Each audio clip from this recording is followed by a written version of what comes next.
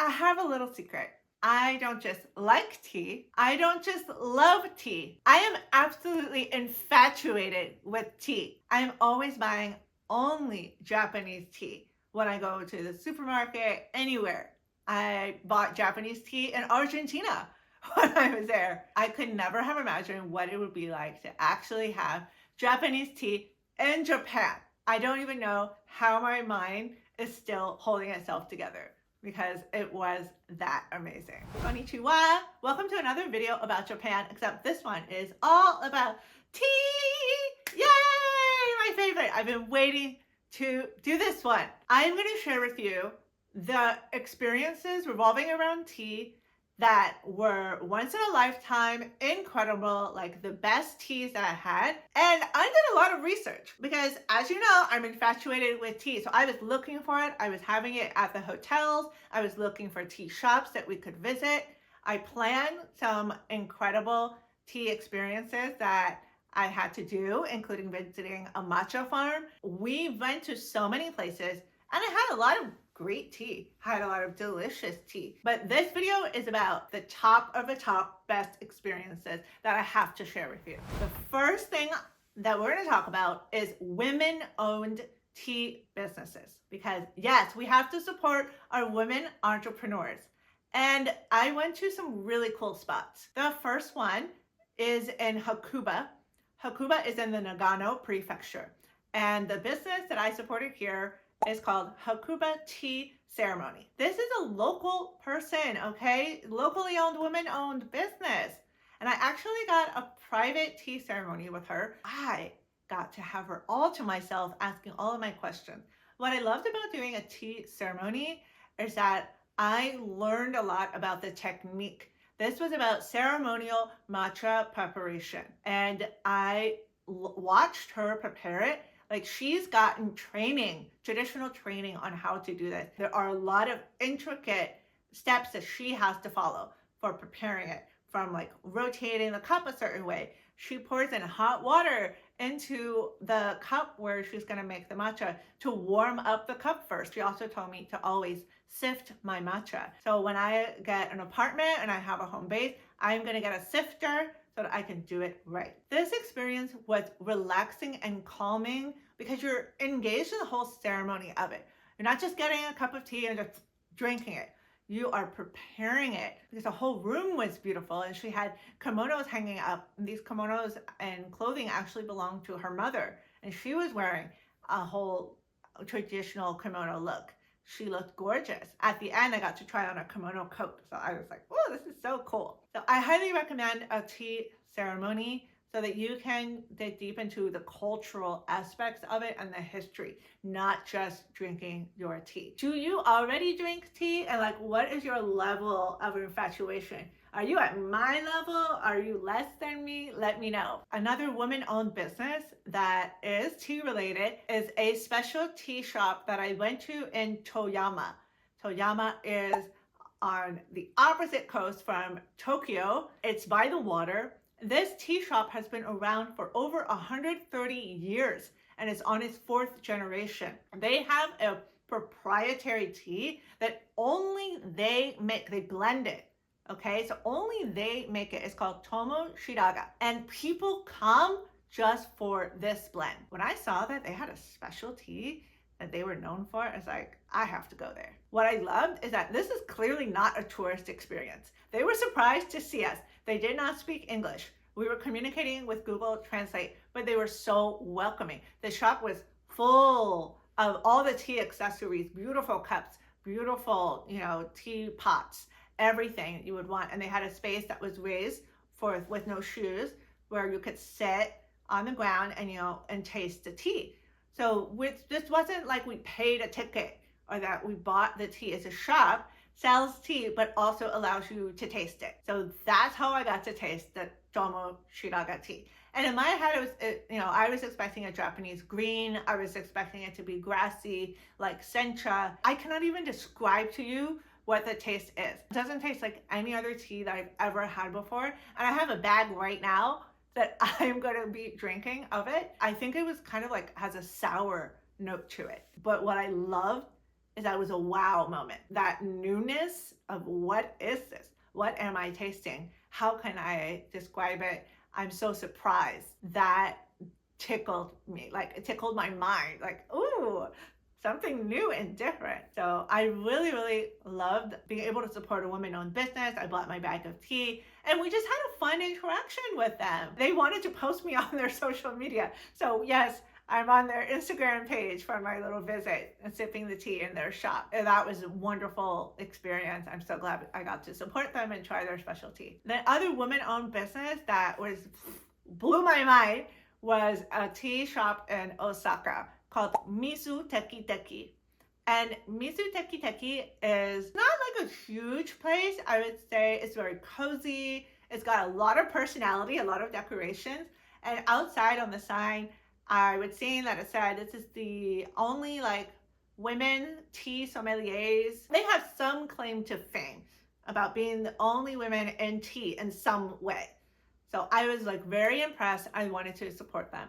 So when I went in, I saw the menu was huge. They have so many options. So even if you're not a huge tea lover, you will find some blend or something that they're doing that will be enjoyable to you. I was so impressed with how many options they had.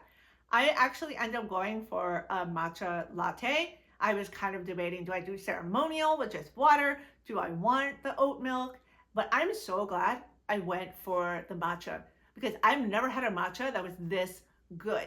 This was probably like one of the most perfect matcha lattes I've ever had in the world, like in my life. Because what it was in a traditional cup, and I could tell she prepared it in a traditional way. All that she did is like blending the milk in there, so it's got the creaminess, but it didn't overpower the matcha at all. She was still super traditional about the blending and the care with which this came out. I just enjoyed it and loved it so much. And I couldn't like believe what I was tasting. Like, am I really having the best matcha latte I've ever had, like right here? And I kind of insisted on going to the shop. It was at the end of a long day. We had to walk there, but that is worth the walk. If you are going to Osaka, go to Mizu Teki. And they have other things going on. I think they even do tea ceremonies too.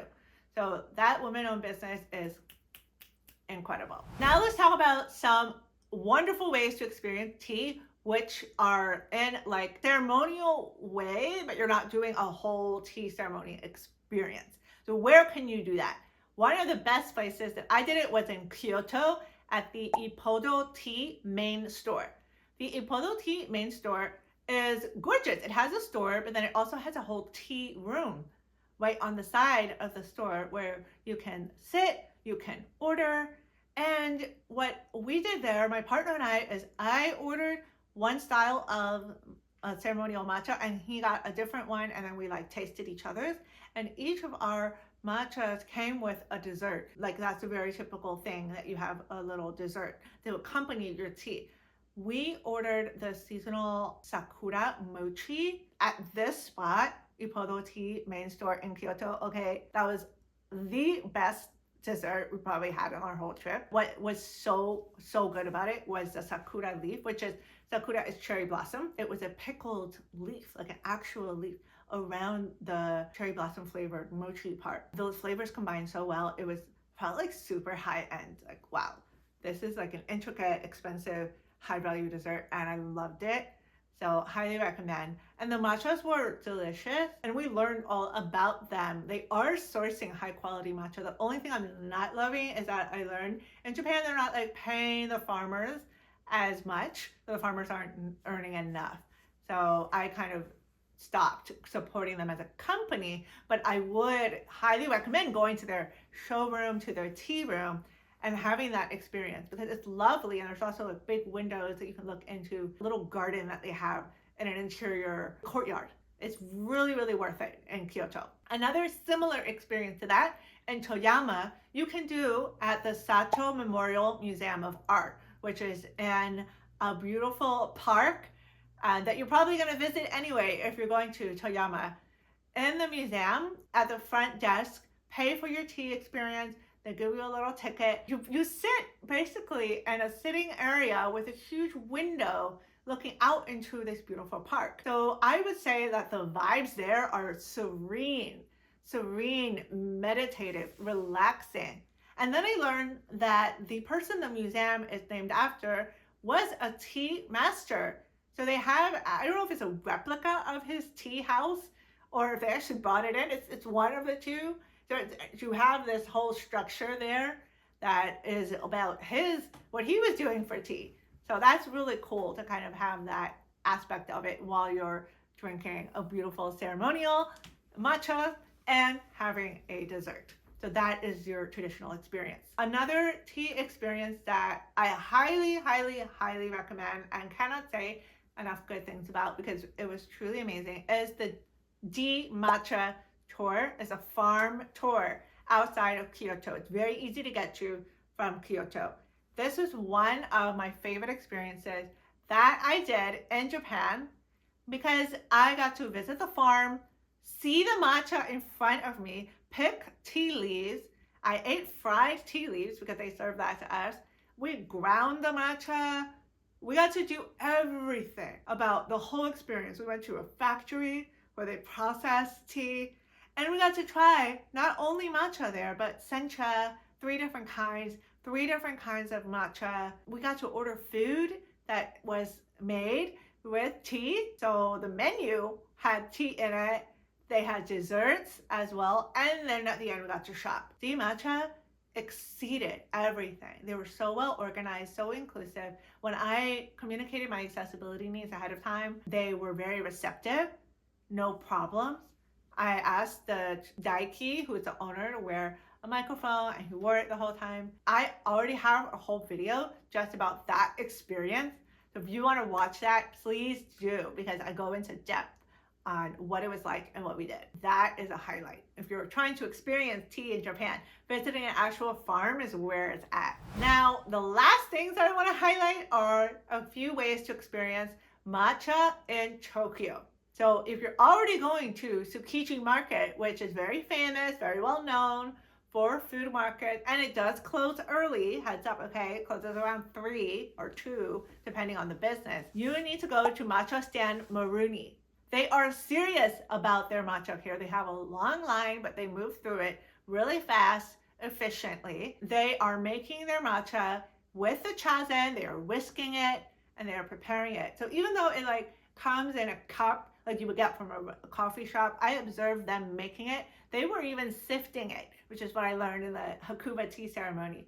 So big respect, they're doing it right, and it tastes so good. They also have like other delicious bites, because I think I got a cookie there. A cookie was good. It was very good, like a dark chocolate type of cookie. And that pairs really well with matcha.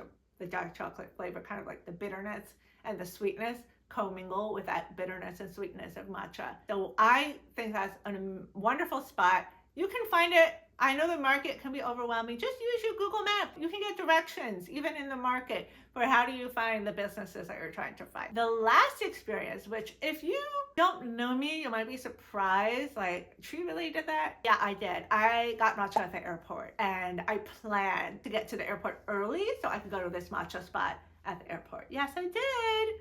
It's at Haneda Airport, okay? So you have to be flying out of Haneda. And the place is called Kimikura. Kimikura is in the mall. It's right connected to the airport, so you don't have to go outside at all. First, we went to the airport, okay? We checked in our bags. Then we found directions for the mall.